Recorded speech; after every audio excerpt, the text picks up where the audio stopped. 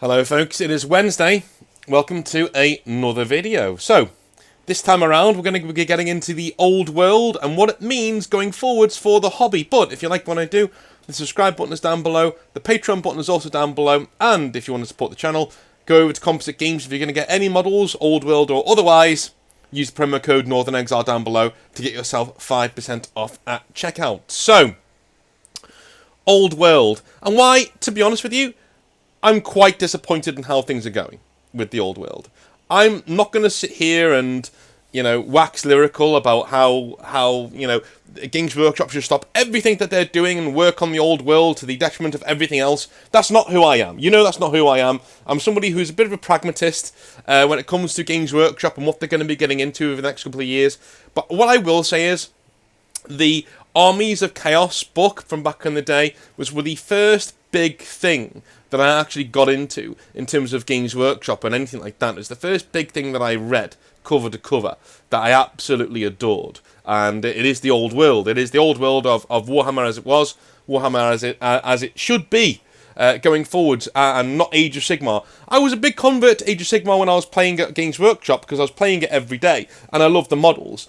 But there was still that part of me, even with being somebody who is woefully into the old Games Workshop products and then working for them, that thought, you know what, these models would be cooler if it was the old world that we were playing in. But there we go.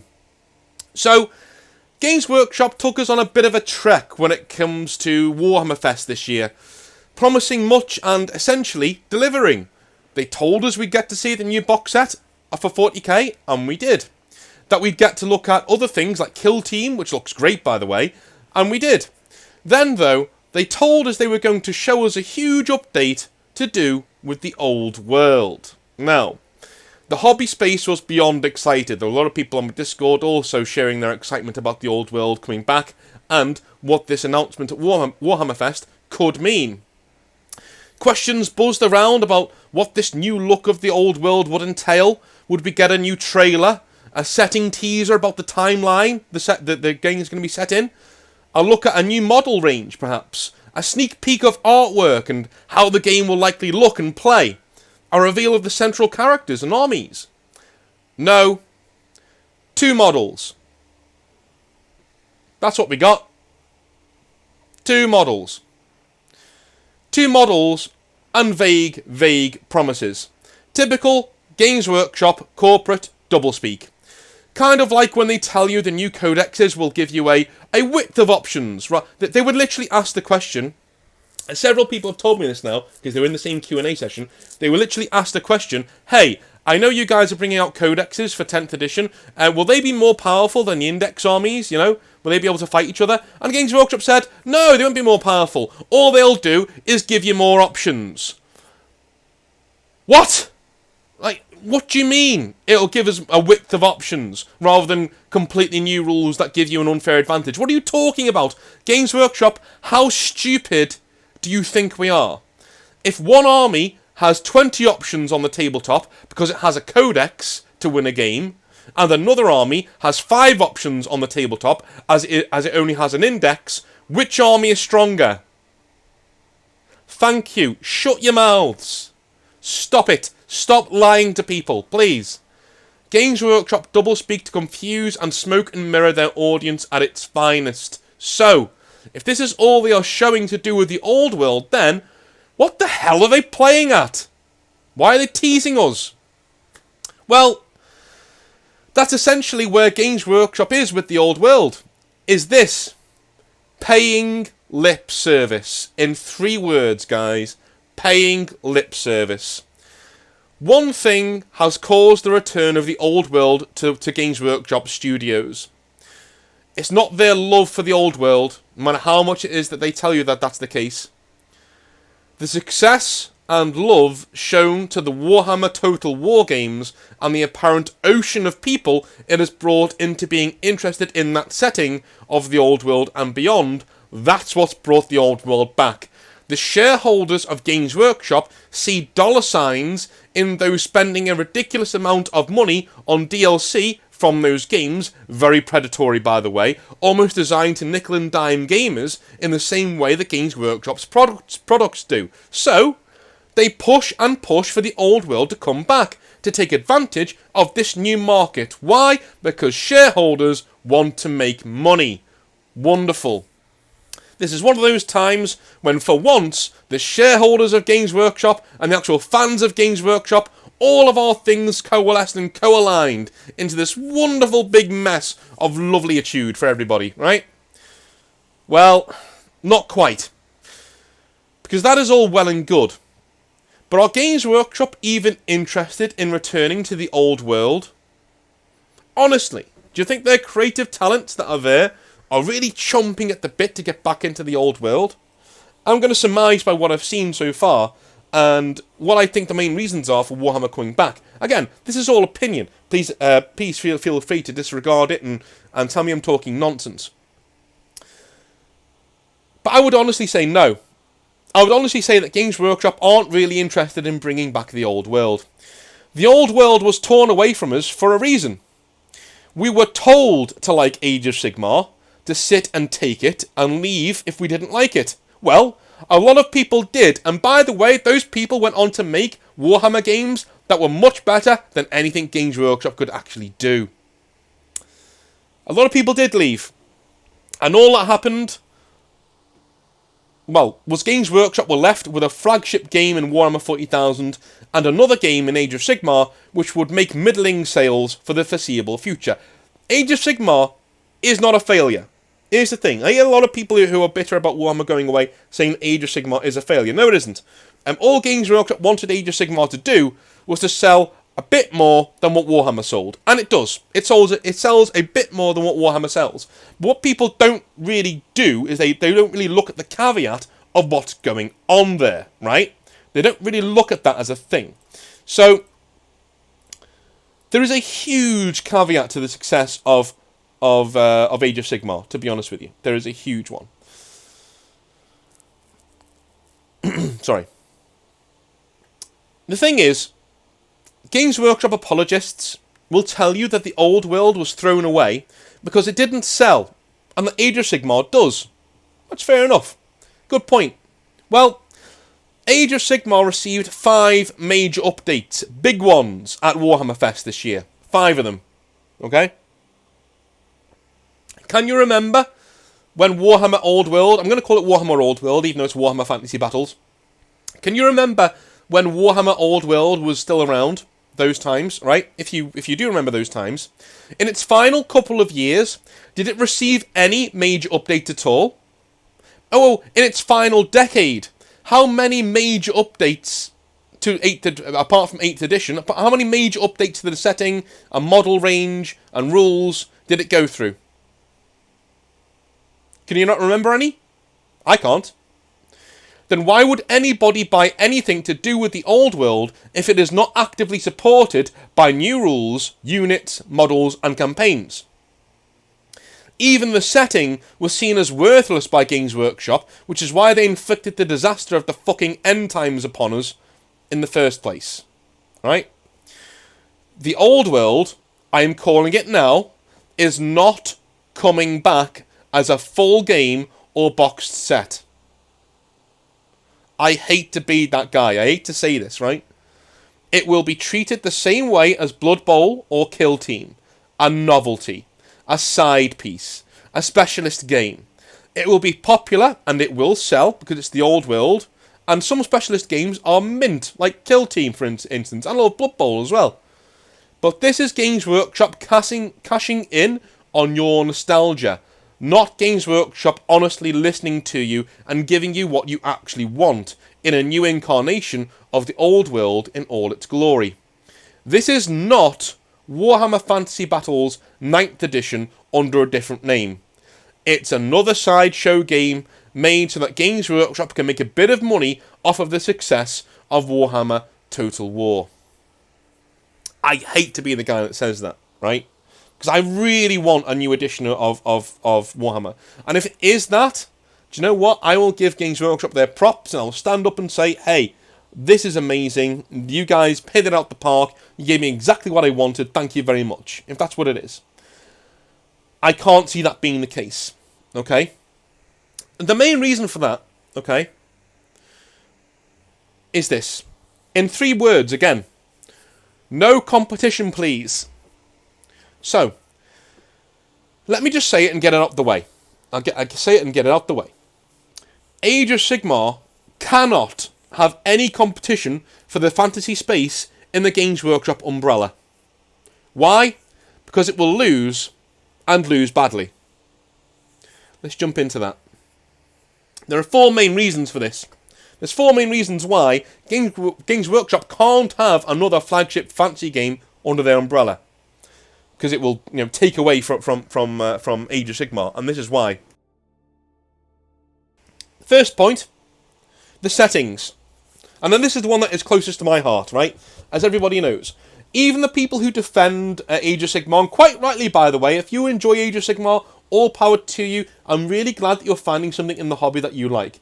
For me, I love the models, can't stand the setting. The setting is a bunch of wishy-washy bullshit that absolutely has no place in any sort of serious fantasy setting.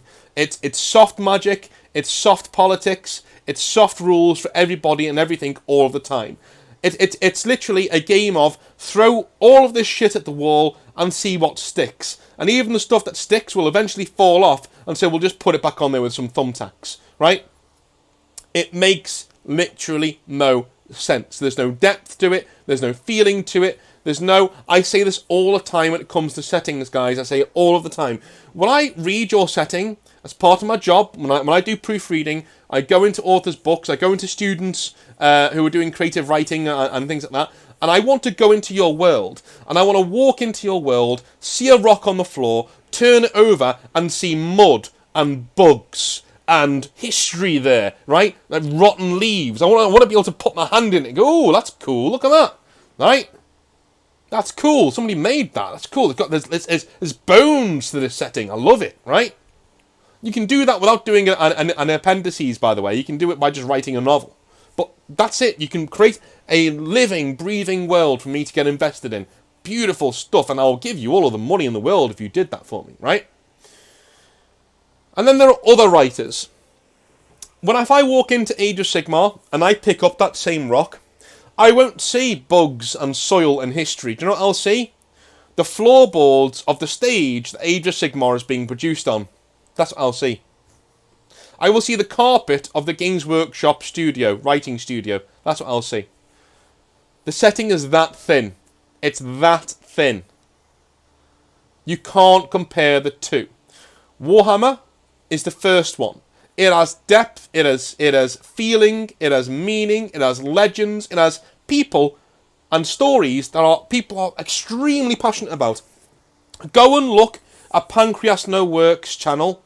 Go and look at his channel and look at how he's grown. He hasn't grown really by throwing himself into 40k. Most of his best videos are all focused on the Warhammer Fantasy Battle setting. They're all focused around that. Why? Because people are craving that. We have 90 channels that give us 40k lore videos. We don't have that many that give us top quality Warhammer Fantasy Battles lore. Whenever one comes up, people latch onto it and they get major views. It's supposed to be a niche thing, guys. This is what I'm trying to get at. Warhammer's supposed to be this niche thing that Games Workshop will tell you nobody's really into. Well, they are. They clearly are. They clearly are, because that setting has depth and meaning and stakes, right? It has stakes to it. If a Chaos Lord in Age of Sigmar burns down a city, who cares? Who cares? Sigmar will just magic up another one out of existence, out of his arse, because he's a god and he just does that now. He just makes things now. There you go, there's an entire new city for you. Who cares? Who cares? All it is a setting for 2 Neanderthals to bash rocks together. Forever. That's all it is, right? And if that's what you're going for, okay, fine. But Conan was that, and that had more depth than this. The Hyborian Age had way more depth than this. Okay? Moving on. If a Chaos Lord in Warhammer Fantasy destroys somewhere like, I don't know, what was that one up north? Not Kiev. You know what I mean? You know the setting that I'm talking about. Somebody will say it now and I'm going to be like, Kislev! Right? If Chaos walk in and destroy Kislev, that changes the entire setting. And it did. You know, that city was lost, and Chaos is now one huge step closer to the heart of the Empire. It is a huge step forward for them. They lose that war, right? They lose that war, but the status quo is changed forever. Kislev is gone, and now we have this huge Chaos army right on the doorsteps. They're now ranging inwards towards the Empire. The end times are on the horizon. It's such a cool thing. The end times should never have come, right? The end time should last for thousands of years. Because then we can have an entire setting to do with us being at constant war with things. That'd be great. But, like, Warhammer Fantasy Battles has stakes. Age of Sigmar doesn't. Okay?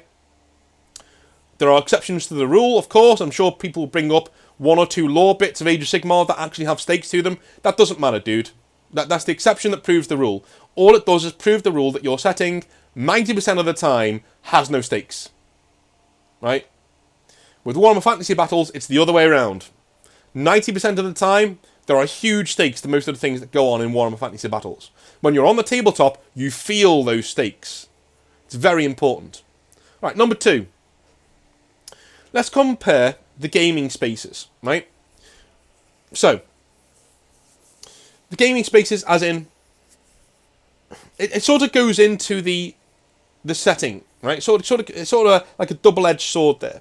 When I'm on the tabletop, and I've been trying to quantify this for years. When I'm on the tabletop and I'm looking at a piece of scenery, when I'm playing Warhammer Fantasy Battles, I'm thinking, right, where's your infantry squadron from, mate? You know, you're my opponent. Yeah, you're playing the Empire. Where's your army from? Oh, I'm from Marienburg. Oh, cool. Does that not have a big river running through it? Oh, yeah, it does. Well, we have a river here. Well, I'm playing Chaos. Should we say that I'm trying to get into Marienburg and you're like holding the line so that a bigger army can get in? Oh, dude, that sounds awesome. Let's do that. Okay, cool. Well, you're defending Marienburg, and I'm going to try and come in down the river, and I'm going to try and smash my way through. Awesome. Let's go. Right? That's the gaming space of Warhammer. The gaming space of Age of Sigmar is there's a shrine there. I don't know what it's to. There's a hill there. There's some forest there. There's a jungle over there. I don't know why that's there, but I guess it's just magic. Magic has made that happen. And there's a river. You know, what realm are we in? What realm are we in? I don't know. Like, well, are we in the realm of fire? Well, we can't be in the realm of fire because nothing's on fire. Let's just play. See the difference? Yeah. I'm not saying you're not allowed to like Age of Sigmar. What I'm saying is there are very good reasons why Warhammer Fantasy Battles will never come back as a main flagship game, because it will piss all over Age of Sigmar in its current I was going to say incantation, but you know, in its current state. If Warhammer Fantasy Battles came back, right, most of the Total War players would migrate to that eventually. They would want to try it out. That's a huge fan base built in for this new game. Before we even start, it's outselling Age of Sigmar. Before we even start building it, it's outselling Age of Sigmar. Okay? Most of those Age of Sigmar players who also like Warhammer Total War will also come across the Warhammer Fantasy Battles. Because all they need to do is rebase a lot of their armies. Job done. Right? Okay. This is the reason why it will never come back. It will kill off Age of Sigmar. Not that it's some cash cow, but Games Workshop will never tell you that you're right. Because if they tell you you're right, you might be right again in the future. And they can't have that. Alright? Let's compare the fans. Let's compare the fans of the two. And this is where it's going to get a bit controversial. Okay?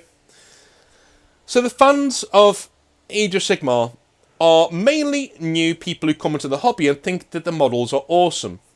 Mwah! Chef's kiss. And you know what? Good on you for thinking that, dude. Welcome to the best hobby in the world. I hope you really enjoy yourself. And, you know, I hope you really enjoy Age of Sigmar. And I hope, just like D&D, because I don't particularly like D&D, but I hope just like D&D, it proves to be an absolutely cool entry point for you to go and play other games in the future. That's what I don't get when people say, I hate D&D. All the older guys in role-playing say, I hate D&D. Why? It's bringing in more people into our hobby. And as long as those people eventually migrate to better games, no harm, no foul. Welcome. You know, come on in. It's great. Doors are open, dude. Come on in. right? D&D serves as a great gatekeeping device. All of the shitty players that we don't want around our Cyberpunk Shadowrun games, that we don't want around our Vampire the Masquerade games, we can give back to D&D and go, you have those, dickheads, you can have those, and we'll have the nice people. Brilliant, you know?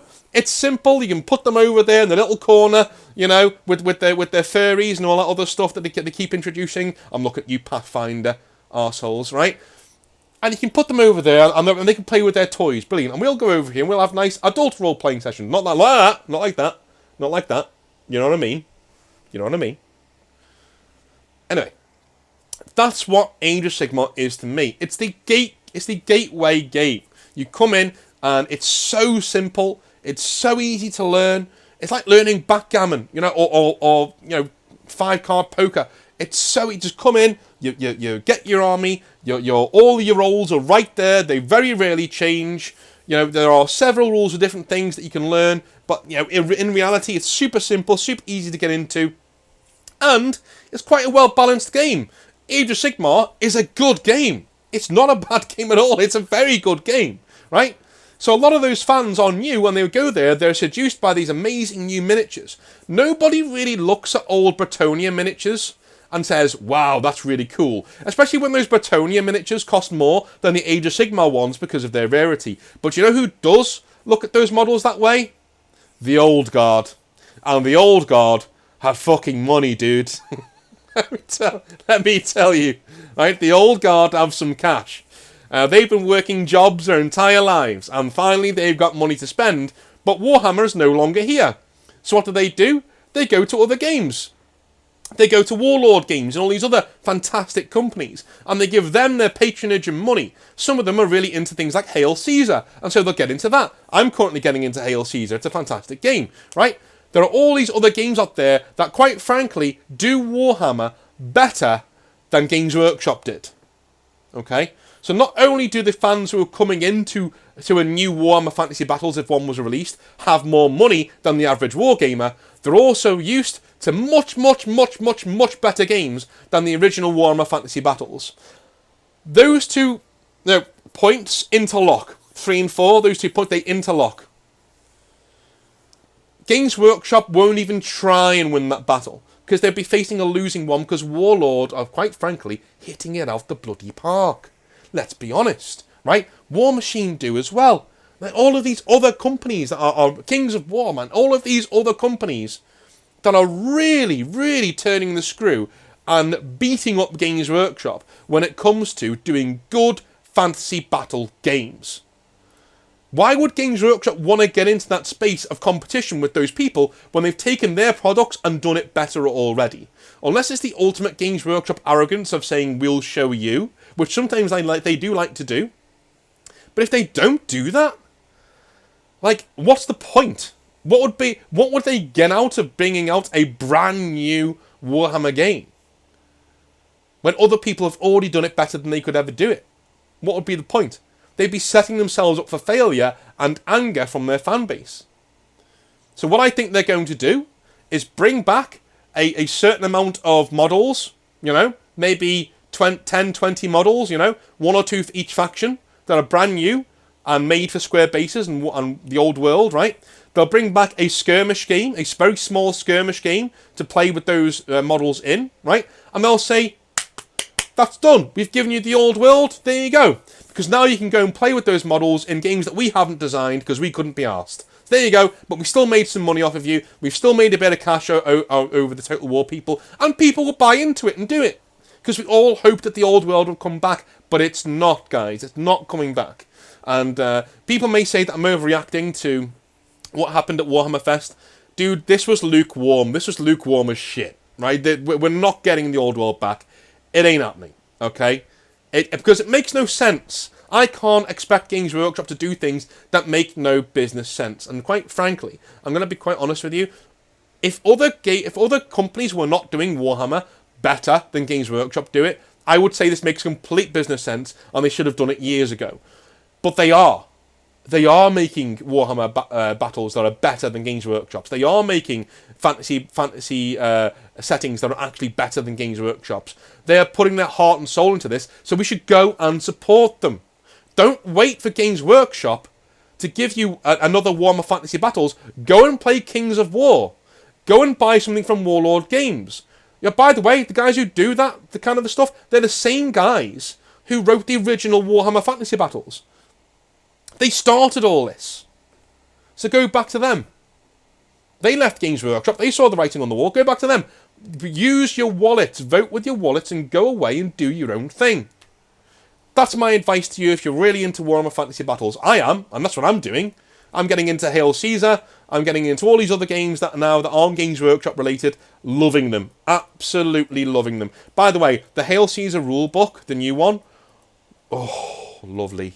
For a historian, oh my days. Oh my days.